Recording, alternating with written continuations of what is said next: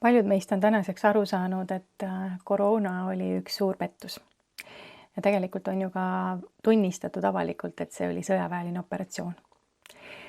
Aga samas inimesed jäid haigeks ja paljud inimesed ka surid, isegi ilma vaktsiini võtmata.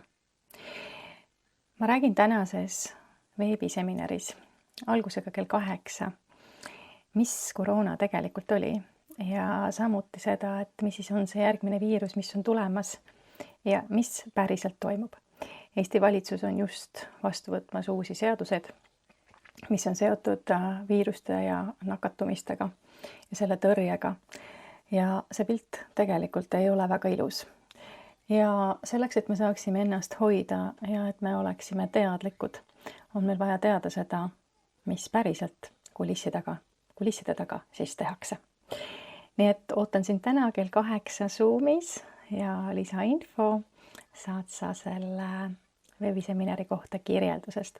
Räägime transhumanismist, AI-st ja väga paljudest põnevatest teemadest ja ka sellest, et inimese ühendamine AI-ga ei käi mitte ainult läbi kiibi panemise sulle pähe.